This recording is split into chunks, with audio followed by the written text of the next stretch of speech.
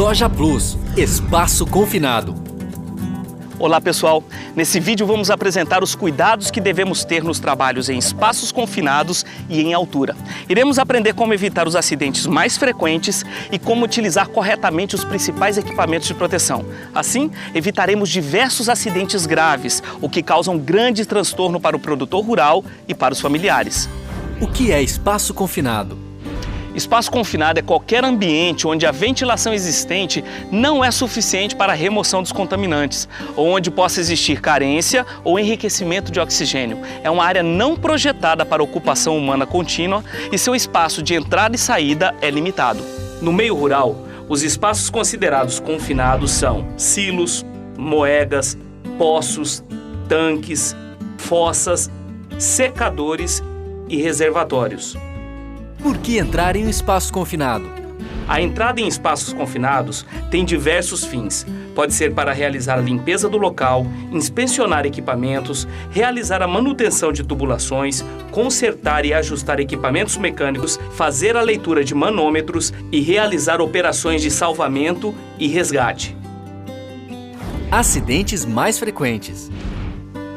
Os perigos em espaços confinados são a falta ou excesso de oxigênio, incêndios ou explosões, pela presença de gases ou vapores inflamáveis, intoxicação, presença de substâncias químicas, engolfamento, desmoronamento de superfície de grãos compactados, afogamento, que é o arraste do trabalhador pela massa de grãos em movimento durante o descarregamento, soterramento, desmoronamento de placas verticais de grãos compactadas, sufocamento, carregamento de silos com trabalhadores em seu interior. Quando você pode entrar em um espaço confinado? Permissão de entrada e trabalho PET.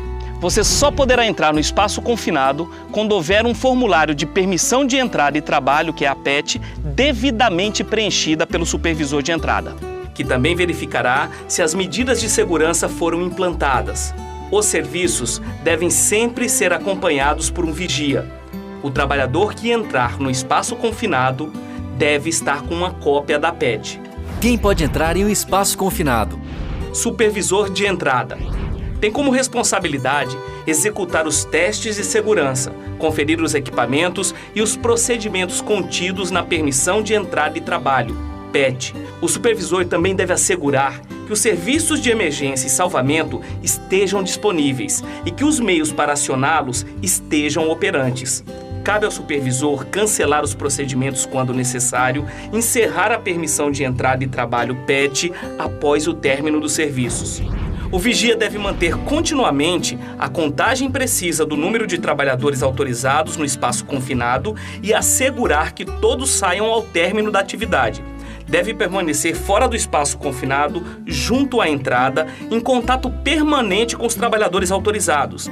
Adotar procedimentos de emergência, acionando a equipe de salvamento, pública ou privada, quando necessário. Operar os movimentadores de pessoas como cordas e cabos e ordenar o abandono do espaço confinado sempre que reconhecer algum sinal de alarme, perigo, acidente ou quando não puder desempenhar efetivamente suas tarefas na condição de não ter um vigia substituto. Medidas de segurança. Sinalização. Deve-se manter a sinalização sempre junto à entrada do espaço confinado. A sinalização é importante para informar e alertar quanto aos riscos em espaços confinados. O isolamento é necessário para evitar que pessoas não autorizadas se aproximem do espaço confinado. Testes do ar. São medições para verificar os níveis de oxigênio, gases e vapores tóxicos ou inflamáveis. Antes que um trabalhador entre em espaço confinado, o supervisor de entrada deve realizar testes sobre as condições do ar interno. Durante as medições, o supervisor de entrada deve estar fora do espaço confinado. As medições são necessárias para que não ocorram acidentes por asfixia, intoxicação, incêndio ou explosão. Desligamento de energia, trava e sinalização. O supervisor de entrada deve desligar a energia elétrica, trancar com chave ou cadeado as entradas e sinalizar quadros elétricos para evitar acidentes com deslocamento de máquinas ou choque elétrico em trabalhadores. Ventilação. Deve-se utilizar ventilação adequada para garantir a renovação contínua do ar. É importante ressaltar que não deve se ventilar espaços confinados com oxigênio. O uso do oxigênio para ventilação de local confinado aumenta o risco de incêndio e explosão. Ao entrar em espaço confinado, os funcionários devem utilizar EPI adequados para cada situação de risco existente. O trabalhador deve estar bem treinado quanto ao uso do EPI e este deve ser fornecido gratuitamente. Objetos proibidos. Alguns objetos são proibidos em espaços confinados, como cigarros, nunca fume em espaço confinado, telefone celular, não deve ser utilizado como aparelho de comunicação em espaço confinado.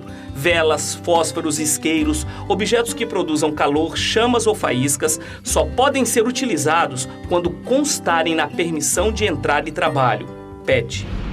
Alguns equipamentos especiais devem ser fornecidos para trabalhos em espaços confinados, como lanternas, rádios de comunicação e detectores de gases à prova de explosão. Isolar o espaço confinado. Exemplos de projetos de trava elétrica e hidráulico, cartões de travamento, caixa de travamento, garra de travamento de alta visibilidade, trava de registro, garra de travamento não condutora, trava de válvula de esfera universal, trava para disjuntores, trava para equipamento de ar comprimido. Medidas de emergência e resgate. O empregador deve elaborar e implantar procedimentos de emergência e resgate de acordo com o espaço confinado, fornecer equipamentos e acessórios que possibilitem maneiras seguras de resgate e os trabalhadores devem ser treinados para a situação de resgate. A empresa deve providenciar para todos os trabalhadores treinamento em espaço confinado, análise prévia do local e a elaboração da análise preliminar de risco, APR. Exames médicos, permissão de entrada de trabalho, PET, sinalização e isolamento da área, equipamento de ventilação, medidores de oxigênio e gases tóxicos e inflamáveis, equipamentos de proteção individual, equipamento de comunicação, equipamentos de iluminação e equipamentos de resgate. Todos os trabalhadores devem realizar os exames médicos admissionais e periódicos, participar dos treinamentos, seguir todas as orientações de segurança, comunicar riscos e utilizar os equipamentos de proteção fornecidos. Lembre-se, voltar para casa com saúde e segurança é um direito de todos. Faça a sua parte. Soja Plus, trabalho em altura. Trabalho em altura é aquele realizado acima de 2 metros do solo. Geralmente, acidente de trabalho em altura é fatal. Exemplos de trabalhos em altura em fazendas são as manutenções de silo, moegas, telhados, troca de lâmpadas, pinturas de estruturas, acesso à cabeça de elevadores, dentre outros. Trabalho seguro. No trabalho em altura, as atividades não rotineiras devem ter uma permissão de trabalho emitida pelo responsável e disponível no local, e ao final tem que ser arquivada. A empresa deve assegurar que todo o trabalho em altura seja realizado sob supervisão, cuja forma será definida pela análise de risco de acordo com a atividade a ser desenvolvida. Dispositivos de proteção. Agora vamos mostrar para vocês os principais dispositivos de proteção de trabalho em altura, que são dispositivo de ancoragem, cinturão paraquedista, talabarte, trava-quedas retráteis, trava-quedas móvel e mosquetão. O cinturão de paraquedista é o único EPI aceitável para a prevenção de quedas.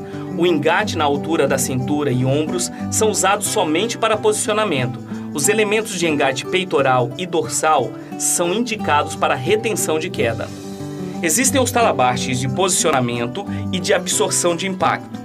Os talabartes de posicionamento devem ser usados em sistemas de retenção de queda e os talabartes que absorvem o impacto provocam uma desaceleração durante a queda, reduzindo o impacto no solo. O talabarte e o dispositivo trava-quedas devem estar fixados acima do nível da cintura do trabalhador, ajustados de modo a restringir a altura de queda e assegurar que, em caso de ocorrência, minimize as chances do trabalhador colidir com a estrutura inferior. O trava-quedas móvel é utilizado contra quedas em operações com movimentação vertical, quando utilizado com cinturão de segurança modelo paraquedista. O mosquetão é um equipamento de alta resistência, com capacidade para suportar força de no mínimo 22 kN. Tem a função de prover elos e também funciona como uma polia com atrito. Para trabalhos em altura, deve-se capacitar o trabalhador e emitir no final do treinamento um certificado. Quando houver mudança nos procedimentos, condições de trabalho, necessidade de novo treinamento, afastamento do trabalho por mais de 90 dias e mudança de empresa, a capacitação deverá ser reciclada. Os trabalhadores precisam de uma autorização da empresa para trabalhar em altura. Nesse caso, o trabalhador tem que ser capacitado e ter aptidão para trabalhos em altura. A empresa deve estabelecer uma sistemática que permita identificar a qualquer momento trabalhadores autorizados a executar atividades em altura. Esse cadastro poderá ser em forma de documento impresso, crachá, cartaz ou registro eletrônico. Programa Soja Plus, proporcionando noções sobre saúde e segurança no trabalho para produtores e trabalhadores rurais de Mato Grosso, a fim de garantir uma melhor qualidade de vida no campo.